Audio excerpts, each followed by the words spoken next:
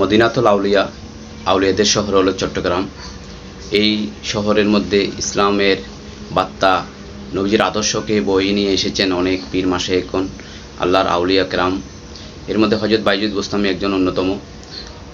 হযরত বাইজিদ বুস্তামির এখানে আসার কারণটা হলো মানুষের মধ্যে যে নবীজির যে আদর্শ, সেই আদর্শটা মানুষকে শিক্ষা দেওয়ার জন্য হযরত বাইজিদ বুস্তামি চট্টগ্রাম শহরে এসেছেন। বাইজিদ বুস্তামির জীবনে পর্যালোচনা করে দেখলাম যে হযরত বাইজিদ সুলতানুল আরেফিন উনি হলেন দুই জাহানের বাদশাহ। এই সুলতানুল আরেফিন নবীজির আদর্শে আদর্শিত, নবীজির চরিত্রকে অনুসরণ করে উনি জীবন জীবিকা নির্বাহ করতেন। বনে গিয়ে কাঠ কেটে জীবিকা নির্বাহ করতেন। জীবিকার তাগিদে দুইটি বোঝা কাঠ সবসময় কাটতেন। এক বোঝা কাঠ পরিবারের জন্য, আরেক বোঝা কাঠ বাজারে নিয়েই বিক্রি করতেন।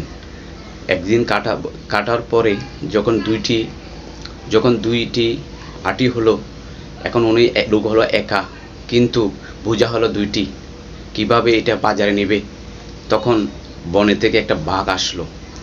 বাঘকে বলল, বাঘ তুমি আমাকে একটু হেল্প করো, একটু সহযোগিতা করো, আমার এই বোঝাগুলো তুমি কাঁধে নাও।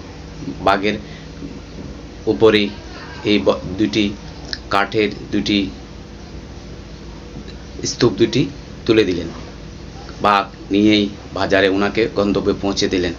এখন ইসলামী ভাইয়েরা, আমরা বাঘ দেখলে ভয় পাই, আর হযরত বাইজিদ বুস্তামি বাঘকে বললেন, বাঘ ওনার কথাটা শুনলেন।